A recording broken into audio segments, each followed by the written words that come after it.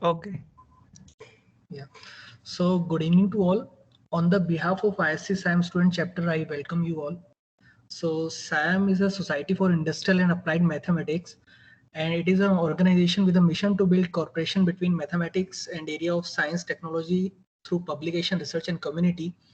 And we have 14,000 plus members across the globe, and there are around 169 plus chapters.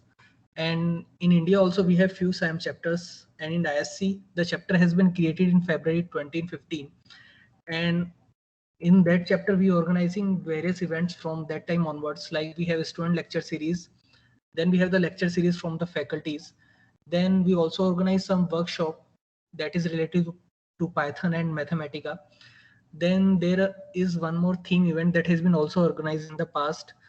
So you will be having various exposure through the SIAM chapter. You will be getting the newsletter, as well as you can be the part of the outreach program, and you will be getting the chance to interact with the industrial and the academics people. So yeah, you will also get the chance to participate in some conference abroad and in India that is related to SIAM, and you will be getting the compensation for that. So it is a good way to be a part of society. So these are the current IISc members of this society. And yeah, so this is the SIAM chapter, and if you have any doubt and if you really interested in joining this chapter and if you really want to know something more, you can mail us on the given email ID. So before we should start the talk for today in the faculty lecture series is the talk on the dynamical world of complex systems. And today we have Professor Janaki Balakrishnan. So before we start the talk, I will introduce her. She heads the complex system program at NIAS Bangalore. She obtained her PhD in theoretical high energy physics from the University of Delhi. She has subsequently worked and published in a wide range of areas, ranging from quantum field theory in curved space and theoretical high energy physics to dynamical system theory and biological physics.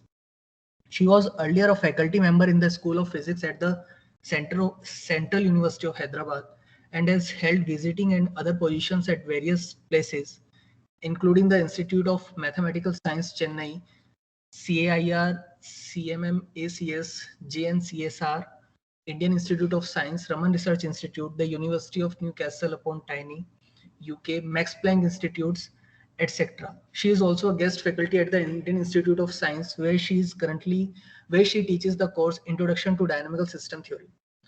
Now I ask Professor Janaki Balakrishnan uh, to start. Yeah. Yeah, once again, I welcome you all and welcome Professor Janaki Balakrishnan. Yeah, thank you.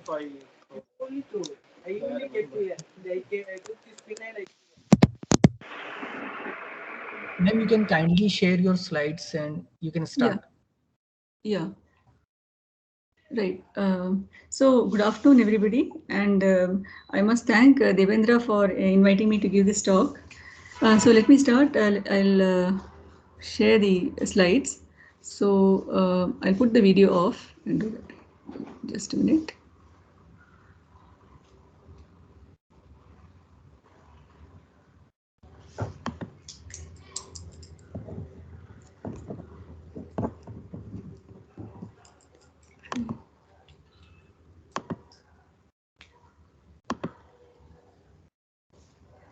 Yeah.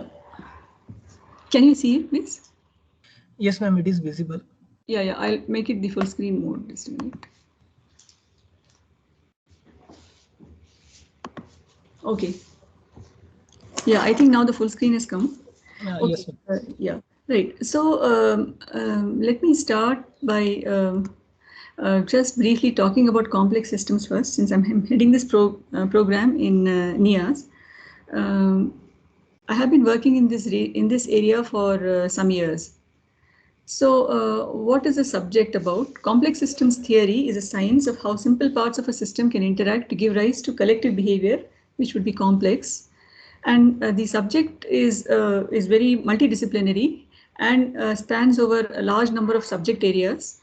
It covers physics, biology, engineering systems, and climate dynamics, social sciences, economics, various kinds of subjects. So essentially the physics of complex systems tells you about the physics of how simple interactions can give rise to complex behavior. It tells you about ways to understand the ways, understanding the ways of describing such systems, and how complex systems are formed through pattern formation and evolution. So, I mean, in the talk, I'll briefly outline first about complex systems and nonlinearities, and then just briefly mention about dynamical systems theory, what it is and its tools. Then I'll give examples of complex systems behavior, and why is it important to study complex systems, and what is its relevance in technology, innovation and development, and is it possible to control the behavior of complex systems. So yeah, so this would be the plan of the talk. So okay, so complex systems are essentially all of these are nonlinear. So here complex systems actually we see all around us in almost every facet, every part of our life, in day-to-day life and in the nature around us, in everything. All systems we see, nearly all are complex in nature. So here are examples I have shown you of complex systems we see in nature. So, for example, morphogenesis, the first thing, how a single egg becomes a multicellular organism, or how the differentiation into multicellular organism. Then you have cellular and subcellular processes, all showing complex behavior. Activities at the cellular scale, I mean at multiple scales, all of these, not only spatial but also temporal and spatial complexity. So neuronal activity, patterns of neuronal firing. Hearing, how we hear is a complex process, a very nonlinear process. I will also talk about hearing at the cellular scale briefly today. Then the act of cognition, understanding, memory building, everything. Then patterns you see on land, sand dunes. Then patterns on seashells, patterns on animals, stripes and spots you see. And then you have fractal patterns you see, snowflakes, in self-similar patterns which repeat, at all scales. So fractal patterns, and patterns of leaves you see, they have some pattern. Fingerprint patterns, all of our fingerprints, they all are different. How is that possible? And then on butterflies you see patterns on the wings, different colors you see.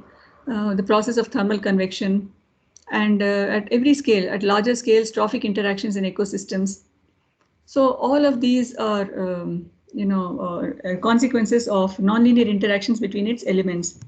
So even things like, the devices we use, the diodes, boiling of water is a nonlinear phenomenon, right? The elastic behavior of materials, after a certain, if an elastic substance becomes plastic, it's a nonlinear behavior, right? And then you have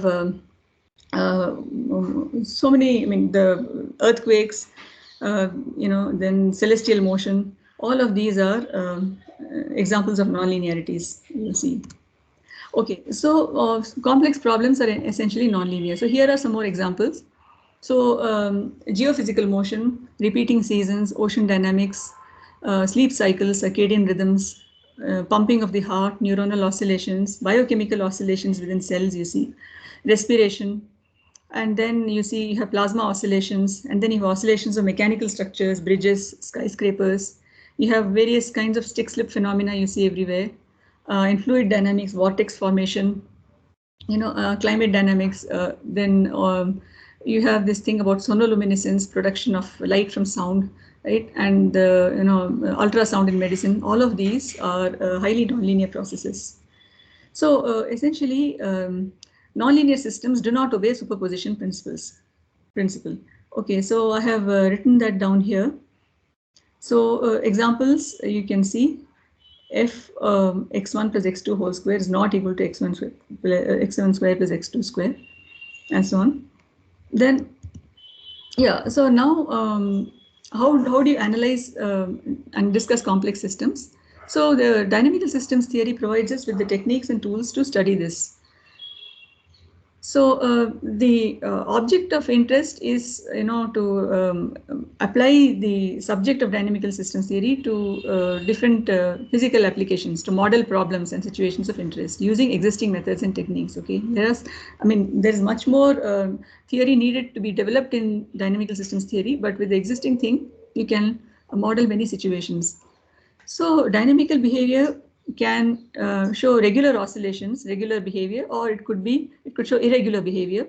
Irregular behavior could show sensitive dependence on initial conditions, in which case it is a chaotic system. Then you cannot make any predictions, although it is a deterministic system. Okay. So what is the difference between linear and nonlinear oscillations? A linear oscillator is exemplified by the simple harmonic oscillator, where the restoring force is proportional to displacement.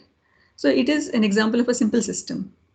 A nonlinear oscillator is an example of a complex system. So it's a non-harmonic oscillator.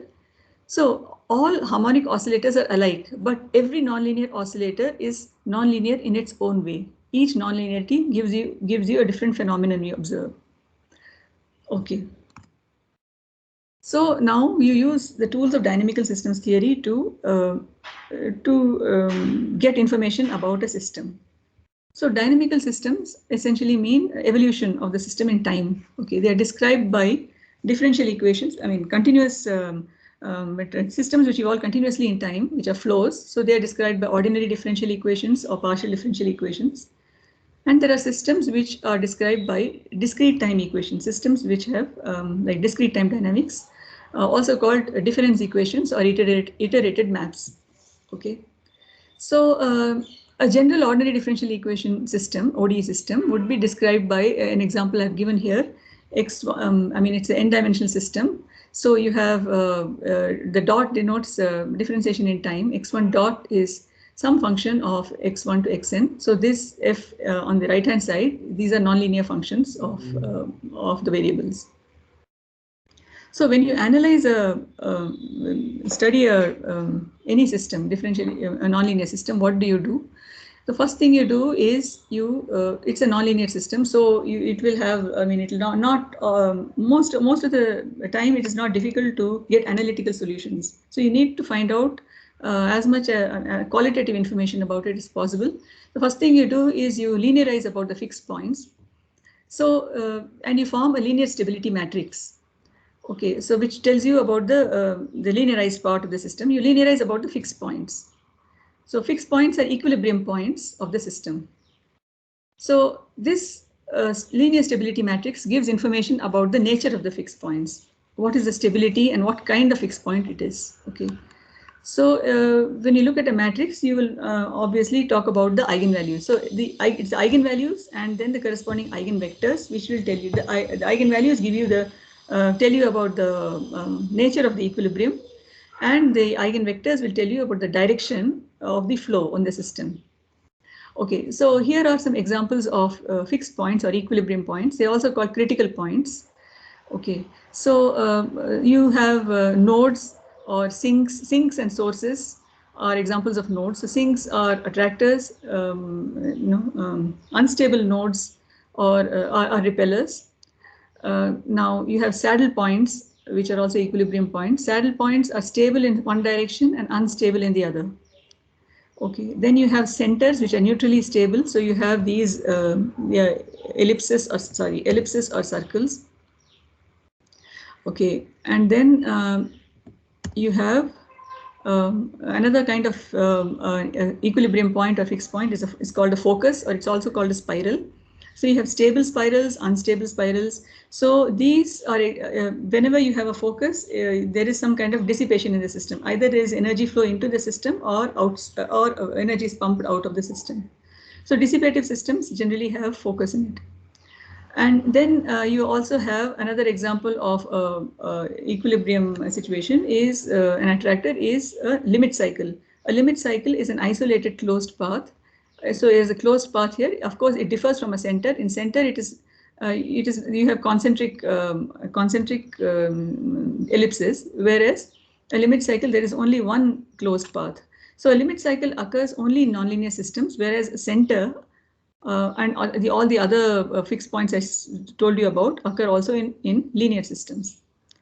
Now, when you look at a system, what you do is you construct a phase portrait of the system. So that means you make a plot between the different variables in the system. So here, for example, between X and Y, here it's shown, and you find and you see that there are several stagnation points in the system, or these are the equilibrium points.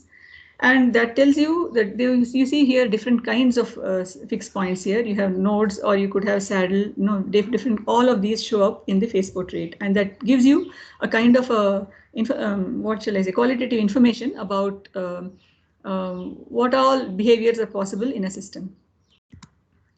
So now any system will have parameters in it. And as you vary the parameters, the system stability changes. So whenever there's a drastic change in the stability, suddenly it will start showing a different behavior. Then you reach a situation called a bifurcation. So bifurcation is actually an instability, and it is a drastic change in stability at certain critical values of the parameters. So that a bifurcation involves a change in the equilibrium, or the number of fixed points, and it also involves a change in the dynamics of the system, or the topology of the system changes. As you vary the control parameter. So the phase portrait would show a change at the bifurcation point. So you have different kinds of bifurcation.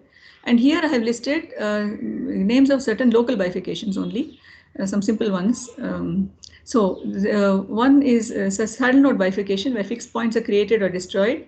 Transcritical bifurcation, where there is an exchange of stabilities. Pitchfork bifurcation occurs in a system with some spatial symmetry.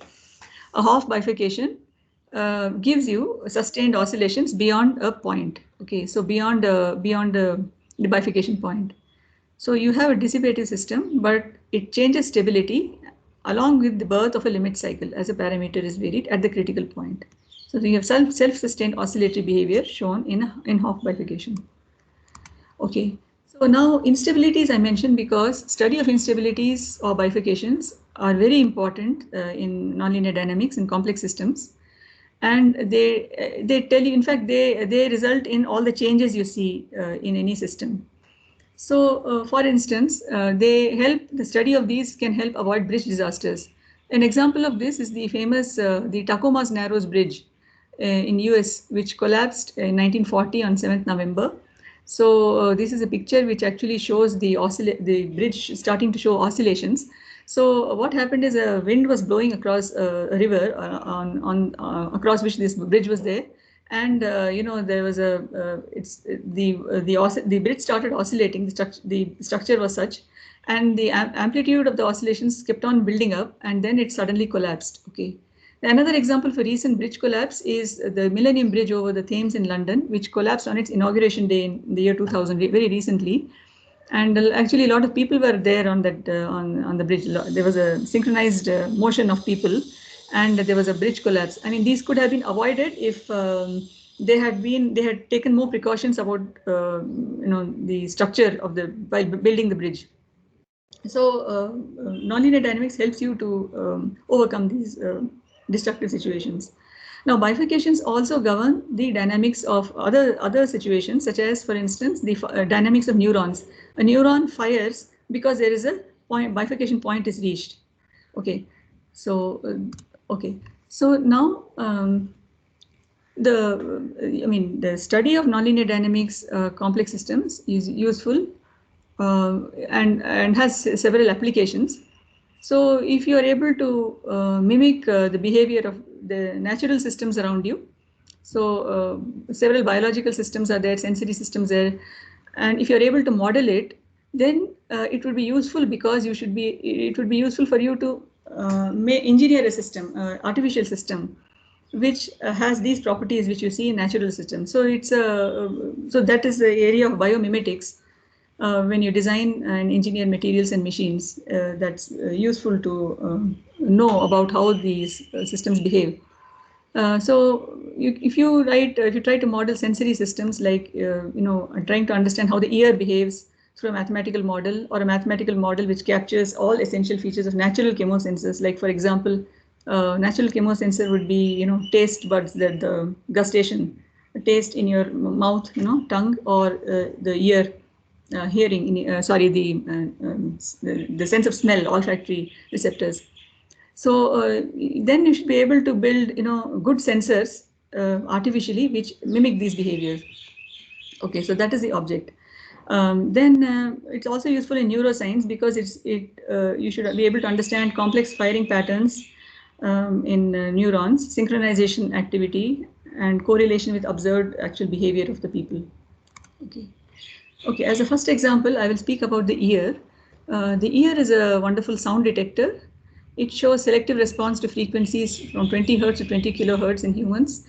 Ear is very sensitive and has the ability to amplify weak signals. It shows nonlinearity of response and responds to signals from 0 to 140 decibels in the loudness. Spontaneous autoacoustic emissions are recorded from ear. So any ear of any organism actually emits sounds of its own called spontaneous autoacoustic emissions. So this here in this I've shown the spectrum of spontaneous acoustic emission for different organisms. For humans, this spectrum lies between 1 to 2 kilohertz. So but the thing is you can't hear these because the loudness level is very low. If you put a sensitive microphone in the ear, it picks up sounds coming from inside the ear. So this means the ears should contain some active force generating elements. So this is what was suggested by Thomas Gold long back in 1948. So you see in all the spectrum that you have several peaks in it. So the origin of peaks in the autoacoustic emission spectrum was unknown. So in an earlier work, we provided a possible explanation for occurrence of these peaks. Okay, so briefly how the ear hears. So the ear has got specialized cells called mechanotransducer inner hair cells. So there are outer and inner hair cells. The inner hair cells are the ones in the ear which detect the sound. Okay, so each hair cell detects a specific frequency. So there is an arrangement all along the cochlea. Cochlea is the spiral structure inside the ear, the inner ear, which has the spiral thing, in which there are about 16,000 of these hair cells arranged everywhere. And when sound comes, it is conveyed into the inner ear through the eardrum, and you have if you take a cross section of the cochlea, it has these chambers in it, several chambers in it. Each cochlear turn has a chamber which is fluid filled. And if you open out the cochlea like this here, if you open out the spiral, you see that all of these cells are arranged on a membrane called a basilar membrane, and on the top there is something called the organ of Corti. So these hair cells, which detect the sound, they have protrusions or ciliated structures which protrude through this organ of Corti here. So the fluid is all over here, and whenever the sound comes, there's a deflection of these ciliated structures, which is called the hair bundle, hair cell. That's why it's called the hair cell. Okay, because it is a structure structure of cilia. So when there is a deflection of the hair bundle, when the sound enters, ions in this fluid enter the hair cell, and this triggers neurotransmitters to be released, and then sound, and this triggers a signal through the auditory nerve, which is connected to the hair cells. That's how we hear. Okay, so it's I've said this in very brief. There's a lot of things which take place here. So each sound initiates a traveling wave along the length of the cochlea. So you can write equations for understanding this behavior to understand the motion of the hair bundle deflection. So the linear behavior is described by these equations here I've written. So if X models the hair bundle displacement, and then you have Y telling you about the motion of the active elements perpendicular to it. There are motor proteins which move along the ciliated structures, and actually they let in the ion flow inside the hair cell. So there are various parameters here like stiffness of hair bundle, drag coefficient of the fluid, relaxation time of the active process, and so on. So several parameters there. So now when you can form a linear stability matrix from here, and then you can analyze it. You find the fixed points and so on. You find that the stability of the system changes as the parameters change. And this actually, the hair cell and hair bundle system are modeled as nonlinear dynamical elements which operate close to a Hopf instability. So beyond a critical point, suddenly there is oscillatory motion. So this accounts for various observed features such as amplification, nonlinear amplification of the input you see, the spontaneous oscillations of the hair bundle you see, high frequency selectivity. All this is explained if you have a Hopf instability in the system. Okay. So this has been modeled before by other people, but some details were not done, and some of the details I had done previously. So this kind of a driven system, at the critical point, it displays a half oscillator, displays a response like this, f minus 2 by 3, where f is the input. So if input is very small, you get a very large gain. Okay. Okay, so it is always necessary to tune the system close to operate close to the critical point, because then you get amplified response. That is why we are able to hear whispers. So I looked at a generic system, generic half oscillator, and I found in the presence of noise and some feedback, and I found its behavior of the system very close to the behavior, similar to behavior of the ear. We found that a noisy half oscillator amplifies better weaker signals. So this is a plot of amplification versus noise strength. Weaker signals are amplified better.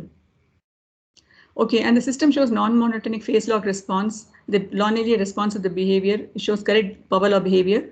And also, I explained that the peaks you see in the autoacoustic emission spectrum is because of the precursors of the bifurcation you get when there is noise in the system.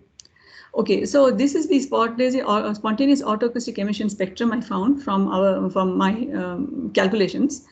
And the right-hand side shows the experimental plots you see from recorded in organisms. So it's pretty good, actually, the results we get from the theory. Okay, so just as you can model the hearing process in the ear through some equations, nonlinear oscillator, you can similarly also build a model for natural chemosensors, such as the sensation of taste and olfaction. And we did this in this publication, which is mentioned below. Okay, now coming to the other kind of sensory processes. Now, there are several people we have heard about on television who show extraordinary superhuman mental abilities.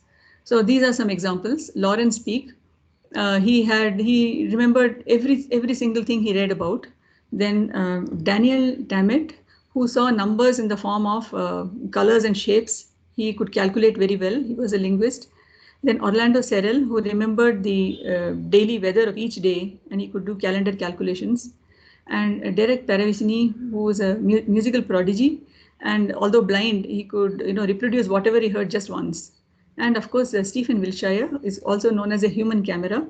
And these two pictures below are sketches drawn by him by seeing this from the air just once. Just once he has seen it, and he has reproduced it from memory. Exact kind of pictures. So these are superhuman abilities. So these kind of behavior also motivate us to ask such questions. What are the mechanisms by which neurons produce relatively stereotyped signals? What are the ways in which the neurons are connected? What is the relationship of different patterns of interconnections to different types of behavior? And how are neurons and their connections modified by experience? Okay, so we like to understand how neurons behave, and so we'd like to build a model for them, right? So the first model which correctly explained the spiking of a neuron was constructed by Hodgkin and Huxley, and for this, in fact, even today, it is the best model. And for this work, they received the 1963 Nobel Prize in Physiology of Medicine. So the model explained the ionic mechanisms which underlies the initiation and propagation of action potentials in the giant giant axon. So right, so they wrote some 4 differential equations, fourth order system of nonlinear differential equations to reproduce this one single spike. And the equation had a large number of parameters. So in order to deal with, it's difficult to deal with so many parameters and there's so many equations. So under different conditions, they can be made to reduce to simpler spiking neuron models. So these are some examples: Fujii-Nagumo model, Morris-Lekar, and Connor model. And the Rose-Hindmarsh model is a model which produces bursts in the system, not just spikes. Okay, so now when you have information processing in the nervous system, So that depends actually not only upon the electrophysiological properties of the neurons, but also upon its dynamical properties. Okay, so if in the same region of the nervous system, the same electrophysiological region, you might have two neurons having the same synaptic input, but they could respond to that in very different ways because of each cell's dynamics. Because these cells could have different dynamical mechanisms of excitability, how they spike. Okay, that is the bifurcation mechanism by which they spike could be very different.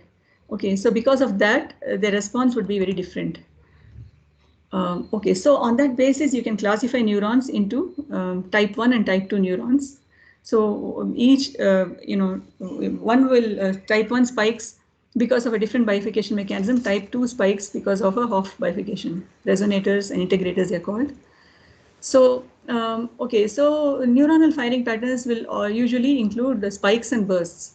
Bursts are groups of spikes separated by some resting time, like you see here.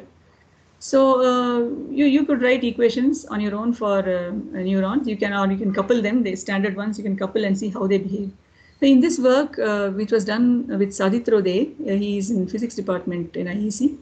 So what we did was we looked at, for the first time, we looked at type 1 and type 2 neurons coupled together.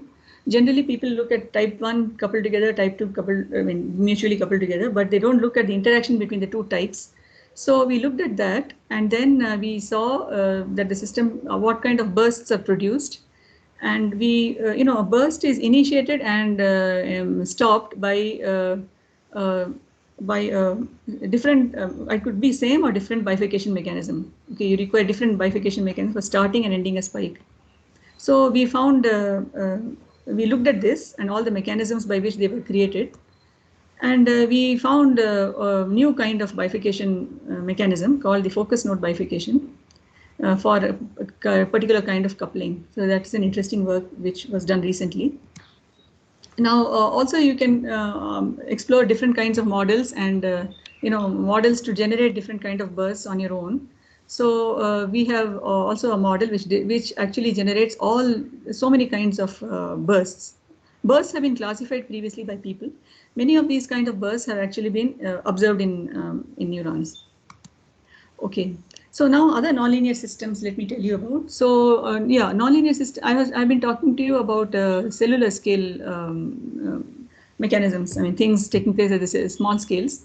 So nonlinearities are very important at these scales. So for instance, passive diffusion. Suppose an object is diffusing along a surface. Okay, so normally you will write Fick's law of diffusion. You will look at that.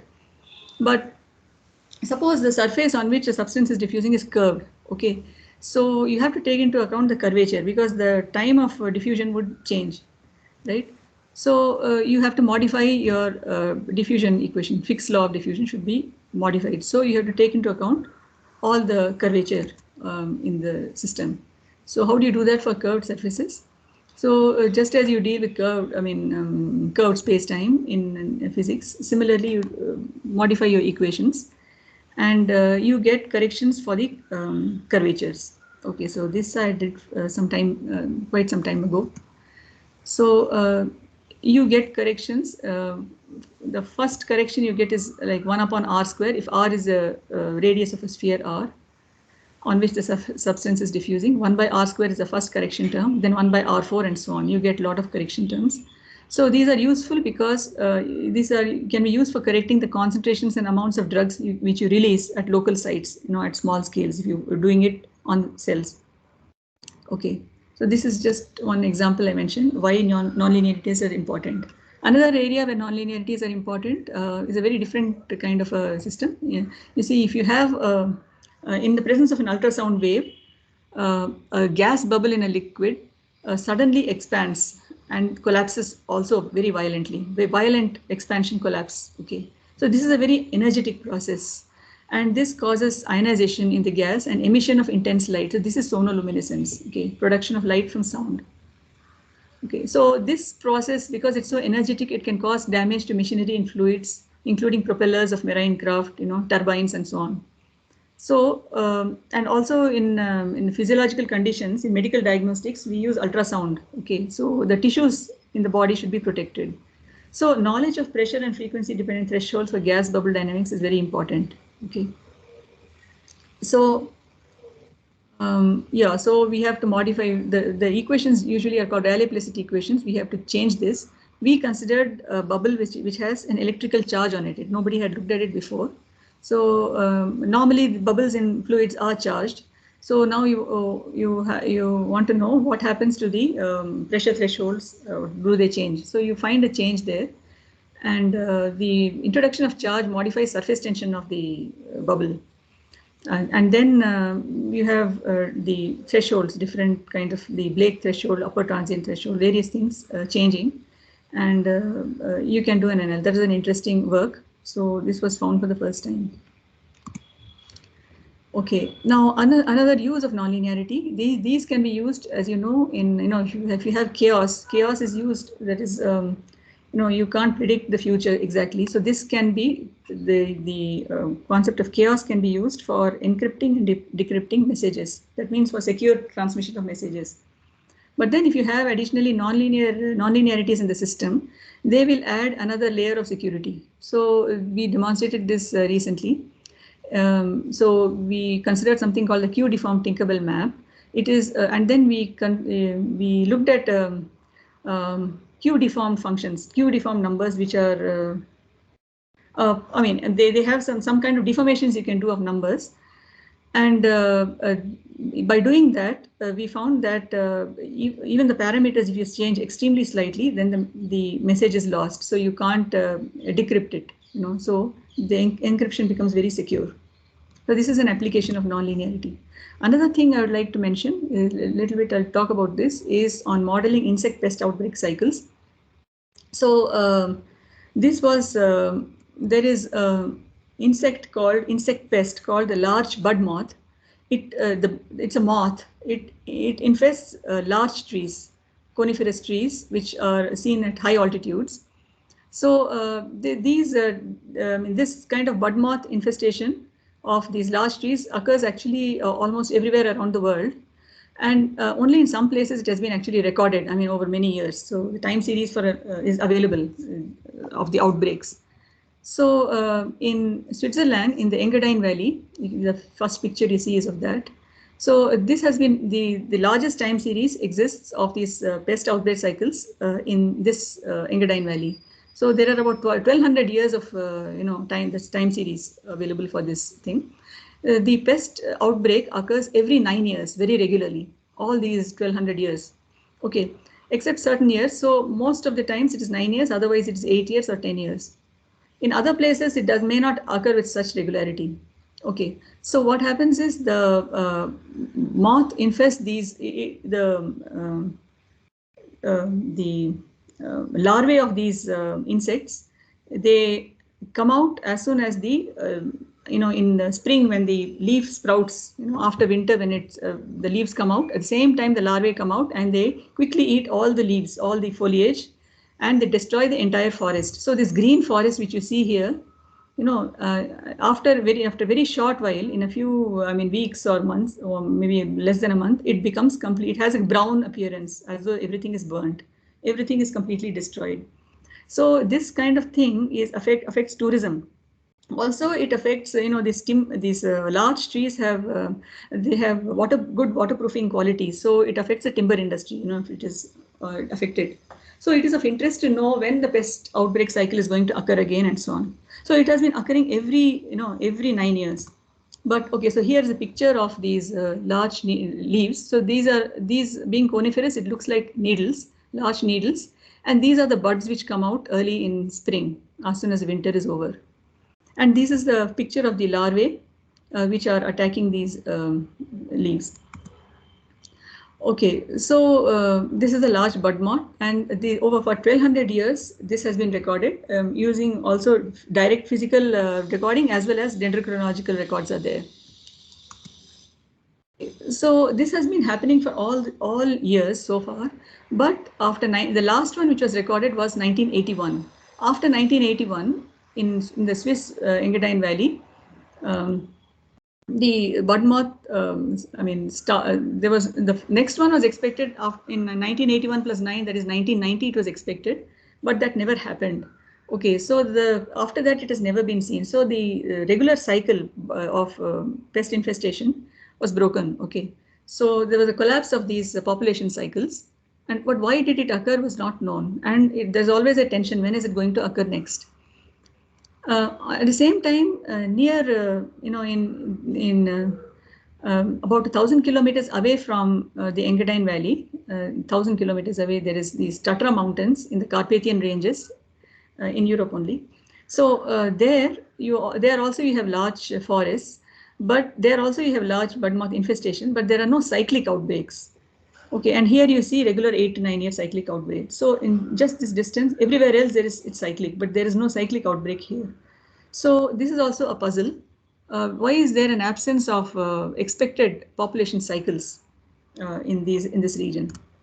Okay, so now there are in this large system has got 3 trophic levels. One is the large tree itself, the plant, and then there is a bud moth, the moth eating the plant, and then you have actually also parasitoids which live on the larva inside the larva of this bud moth.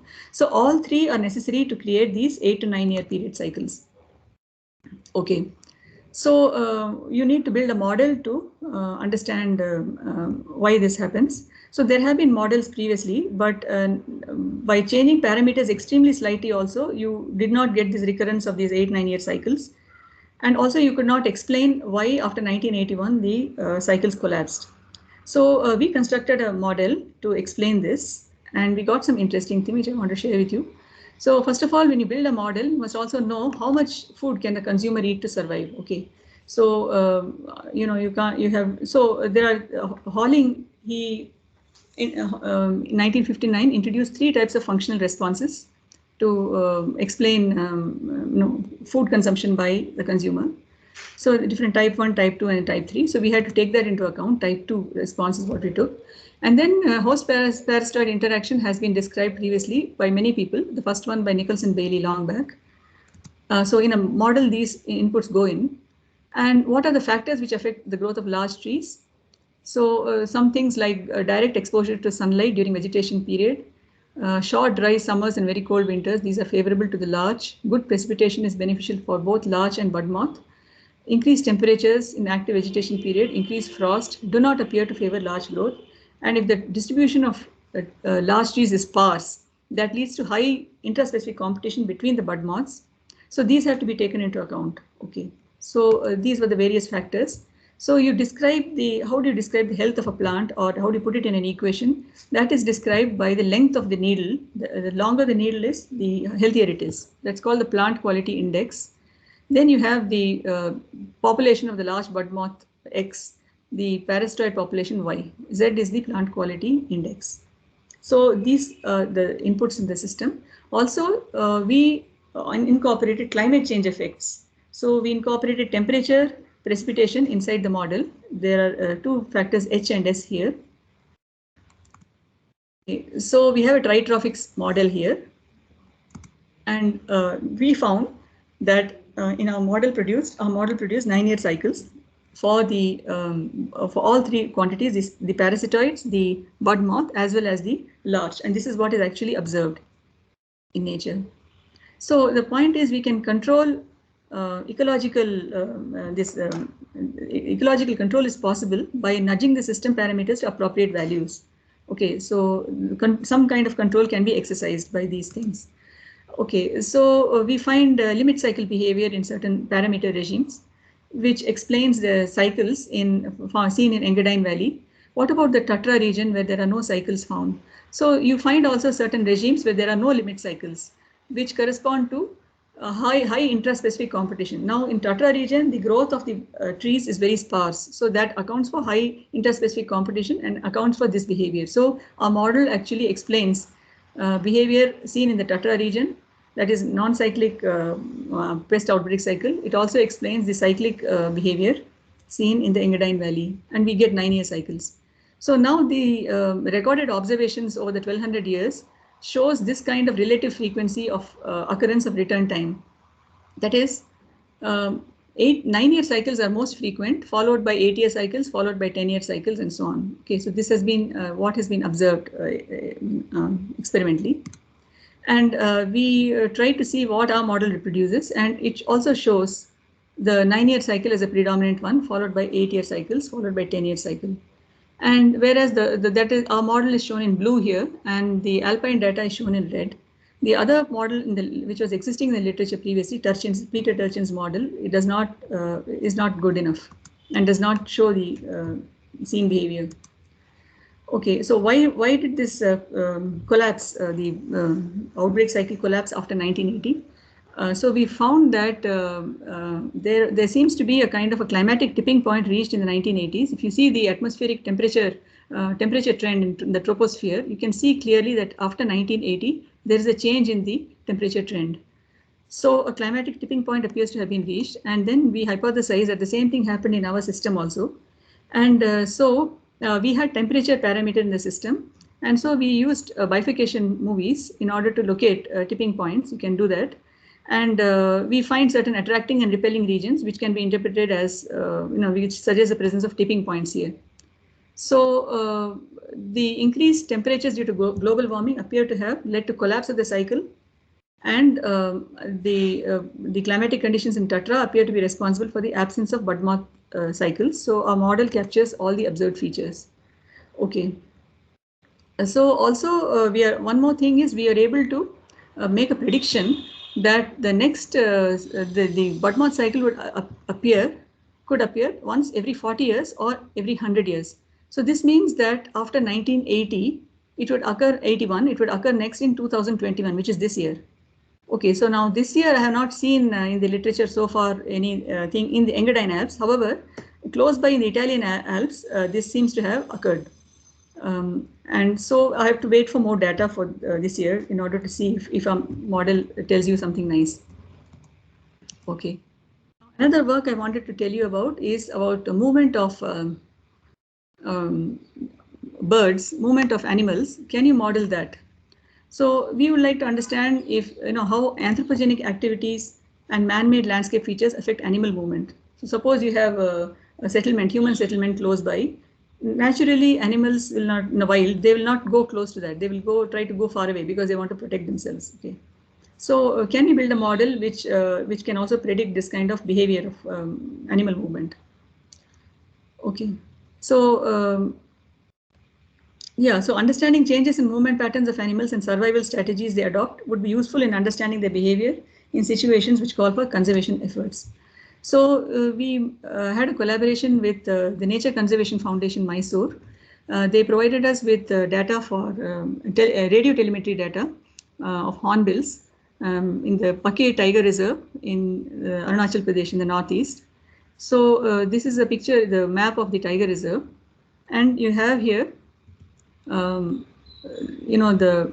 Pakke river is there. On the west side of that, there are west side are hornbill, the hornbill live here. On the right hand side are where the human settlements are, all along the river. Okay, so in this region there are 4 hornbill species, and we got data for 2 of these great hornbills and 1 wreathed hornbill species, 2 species. And yeah, so this is an area where there is abundance of resource. They feed on fig trees, hornbills, and there was no dearth of resources. A lot of resources were there, but also we had to take into account the fact that when they move, they move close to human settlements. So how do you model that? So you can model hornbill flight as a random walk. So they have some kind of random motion, starting with a given location and with an initial velocity. So for that, you use a Langevin equation, which is a stochastic differential equation. So here's the Langevin equation.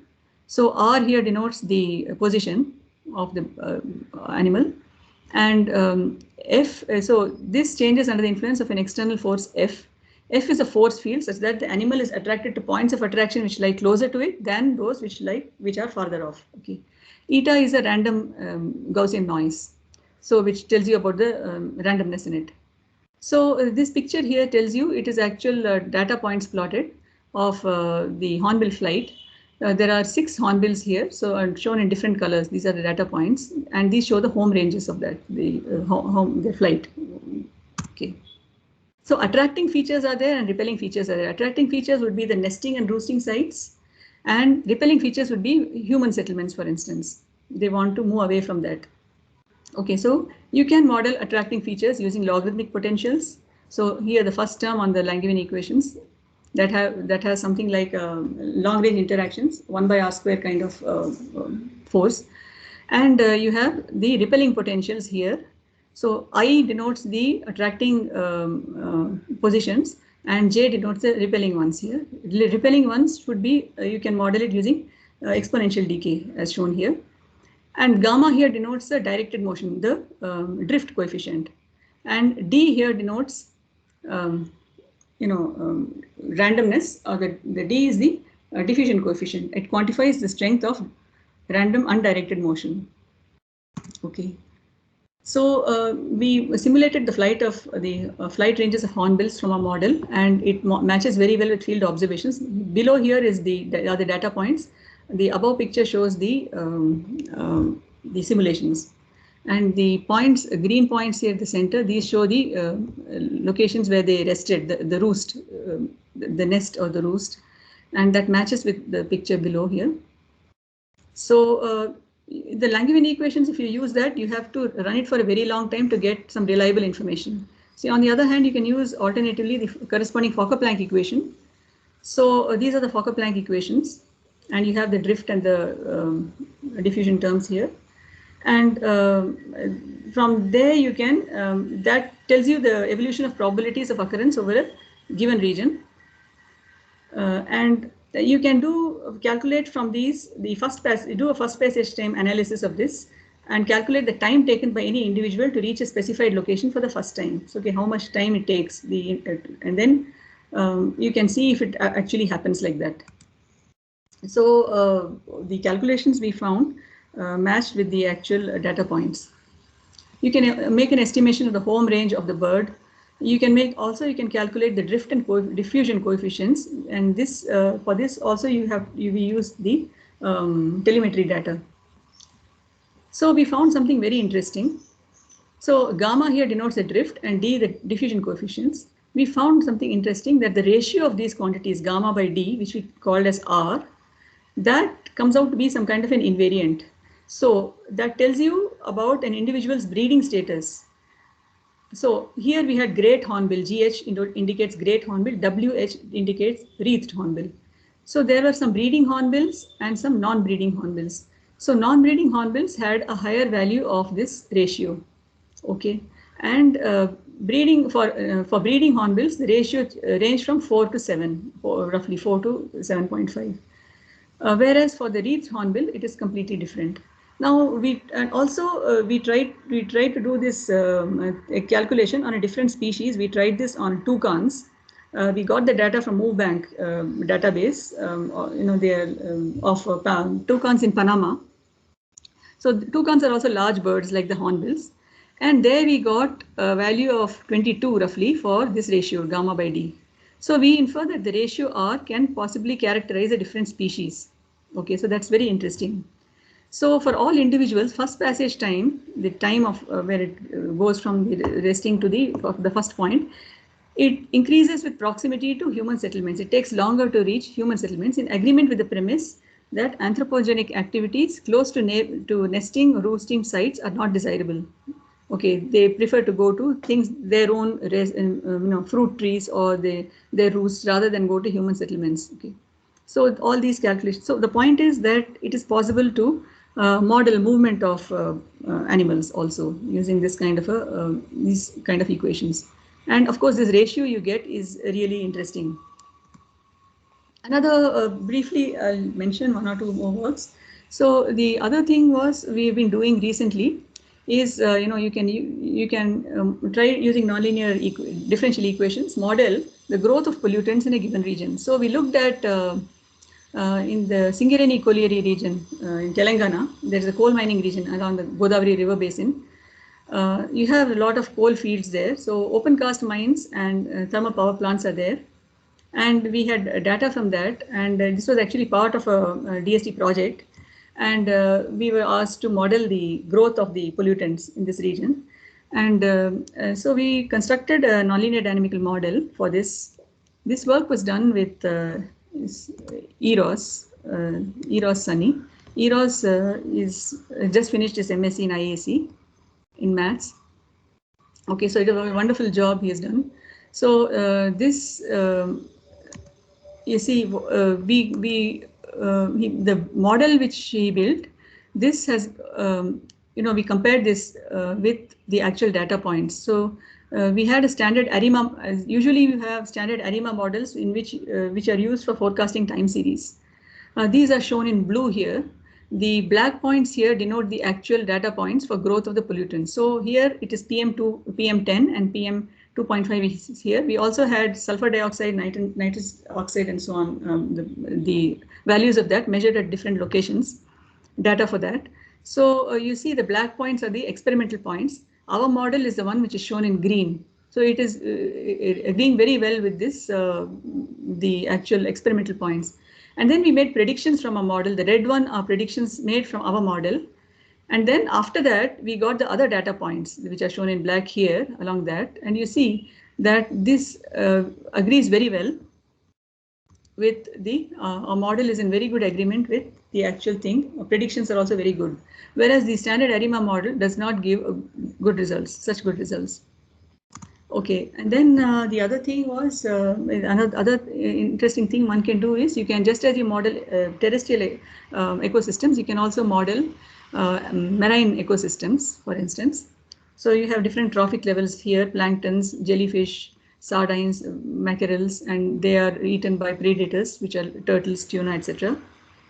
So what we wanted to look at was climate change impact on marine ecosystems. So we found that temperature change affects ecological systems. And we tested our model and validated it using data from the Central Marine Fisheries Research Institute and IMD, Meteorological Department. So here we find our model captures the effect of global temperature rise and also captures effect of other things such as harvesting of the competitor fish, or various other factors are also there. We have not written that here. So yeah, you can build models which in predictive models which describe the system, and here also you can put in physical parameters such as temperature, not normally done. So these were just some of the things which I had wanted to tell you about. The various kinds of work you can do in complex system studies. I had also mentioned previously bursting behavior in neurons, which we see. Another thing I wanted to mention was these kind of bursts can be seen in other systems also. You can see it in mechanical systems. You can also see it in electronic systems. So for instance, in coupled Josephson junctions, you get peculiar kind of bursting behavior. Then in mechanical systems such as pendulum, in which the length is slowly increased, there also you get bursting behavior. That was some work which was done with some students in IISc, Subayan Sahu, Shreya Pai, Naren Manjuna, just published this year. So there we got some other interesting results as well. Just wanted to mention that. Okay, finally to summarize, I just want to summarize the importance of the study of complex systems in innovation and development. So I mentioned several already. So in my talk, I mentioned various examples such as understanding how natural systems, sensory systems can work. If you model them well, then you should be able to duplicate it actually. So perhaps you could create an artificial nose or tongue or ear, eye, which work at optimal efficiency, because natural systems work at optimal efficiency. Then you can explain systems such as cavitation, bubble collapse, and control damage to marine craft. And also you should have, it has medical applications. And new mathematical and physical insights can lead to identification of desirable operating regimes for systems. So it's possible to exercise some amount of control over the behavior, dynamical behavior of different kinds of systems. So it's possible to model phenomena which are observed in nature through different models. And I have shown you that climate and environmental parameters can be incorporated in the model, like in the case of the large bud moth system. And so you can deal with ecological systems, population models. You can also deal with economic models. And because from the example of animal movement, it's possible, we see that it's possible to account for anthropogenic factors while modeling animal movement. Okay, so similarly, climatic systems also can be dealt with, but is control over climate systems possible? I don't know. So that is something which I think in the future people would work on. So that is it. Thank you very much for your patience. Yeah, if there are questions, please ask.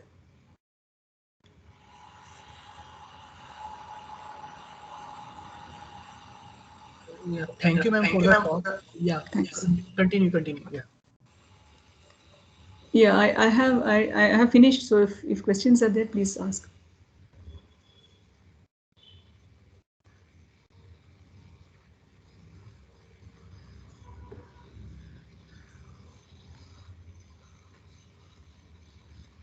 There don't seem to be questions. Yeah, So so thank you, ma'am, for your talk, for the wonderful talk. Ma'am, I just have one small question. Yeah, yes. continue. Ma'am, so you have worked over a wide range of topics. So say when you are trying to model a new system, so how do you start? Because there may be many unknown factors to that, be it ecological, because since you mentioned about that valley where the pests are there, because there may be many factors like biological factors. So how do you incorporate for that, and how do you come to know about those things and come to better models? Yeah, first thing is that I mean, when you study a system, certain behaviors are known. For example, suppose you're looking at a population model, then you know if you know its behavior in time. I mean, is it increasing, decreasing in time? What is the trend? Some kind of information you have because of which you want to model it. Or after some time, is it is the population density varying in cycles, it increasing, decreasing repeatedly, you know, that kind of, I mean, some kind of information you have, right? So in dynamical systems theory, you know how to model cyclic systems because they have certain characteristics. And now suppose you want to, you know that a system is affected by temperature. Okay, it's a physical kind of a thing in a living system, for example. Then first of all, you should know whether it is adverse effect or positive effect. I mean, you will have some kind of a plot in front of you. You know, some graph would be there, from where you see the behavior. And knowing that behavior, and I mean, you make a conjecture that it has a linear, I mean, it's linearly increasing, or I mean, has a quadratic increase, something like that, and you put appropriate terms like that. Yeah, and that is how you construct it, and then you see how it works. I mean, of course, dimensionally, you have to see that dimensionally on both sides, the equation is sound, right? You can't just put some quantity like that. So the temperature may enter indirectly, you know, not necessarily just like a, you know, directly in the equation. So you have to balance several factors and then see. Oh, okay. Thank you, ma'am. Thanks. Okay, so if there is no more questions, we can. Yeah, one hand is there. Somebody pick up the hand. Yeah. So, but another question, I mean, adding to the previous question is how do you account for different, some effects are at a short scale, some are at a different larger scale, both in time or in features. So how do you know, how are you confident of that you accounted for all the features because they're affecting different scales? So no, first of all, you should know that you should know. I mean, whether it is temporal or spatial, right? But that you can make out from the behavior of the system, whether it is temporal or not. So, for example, if you see a time series of a system, the time series is the first thing which will tell you about multiple scale behavior in time, no? So, for example, if you have stick slip phenomenon, for example, then you definitely see at least 2 time scales, right? Because the behavior of a time series is a ramp shaped. It is not sinusoidal. I mean, if it's repeating, definitely you will see at least. I mean, so the conjecture you will make is at least there are 2 time scales in it, right? So time series is the first thing which tells you. Spatially, of course. First of all, spatially, if it is a system is evolving in space, then you will have a partial differential equation for that. Okay, and there also you will have several features which will tell you um, when you make appropriate plots, you will see different scales. And there you will know, I mean, every time it's a hypothesis and you make it and test it. That's the thing. But temporal time scales are usually easily seen from the behavior only. Like for example, just adding for the temporal time scale, you saw in the moth and in the Alps, the effect which you modeled in the Alps. Yes. The absence of this 8-year cycle was because you saw some change in temperature. But then, if you had known that beforehand when you're modeling, would you have taken into account, or is it because afterwards you're seeing that there is an 8? I'll tell you. Yeah. So see, initially, suppose you don't have the additional temperature or the precipitation, these terms at all. Even then, you will get cycles, right? But then, how do you account for the absence of cycles after 1981? I mean, there's something has occurred in 1981 because of which the cycle has collapsed, right? Also, in the Tatra region, there is no cycle. So there is something. So something which is different in the Tatras is the fact the weather is different. The other thing is that the trees are growing more sparsely. So these are taken into account. Now after 1981, what you actually see is there is a climatic tipping point. Actually, I knew about the existence of the 1981 climatic tipping point before because of some other through some other literature in some other context. So and also this happened. This event has happened in 81. So it occurred to me that why not see whether this is an effect of climate change. That was my conjecture. That's it, right? So, but then how do you put it in the model? No, so you have to have certain parameters through which you can capture this. So this was put for the first time. I mean, previously the previous model did not have it, the temperature factor. Okay, so of course, because of my knowledge, prior knowledge that a climatic tipping point has been there, is there in 81. Because of that, I looked at this possibility. I think that perhaps answers your question. Yes, ma'am. Yes, ma'am. Thank you. Okay, so thank you, ma'am, for your talk. Yeah, welcome. So it's a wonderful having all of you here. So yeah, before ending this series lecture, I just thank all the persons that are present here. So if anybody is interested in joining SIAM chapter, he can mail to the given mailing ID that is given earlier. So once again, thank you all, and yeah, we can wrap up this thing. Thank you very much. Thanks. Thank you. Bye. Okay. So we can all unmute and clap for ma'am. Yeah, sure. Thank you. Thanks a lot. Thank you for coming. Thank you, Okay, ma'am. bye. Thank you. I'll leave now. Thanks. Thank you, ma'am.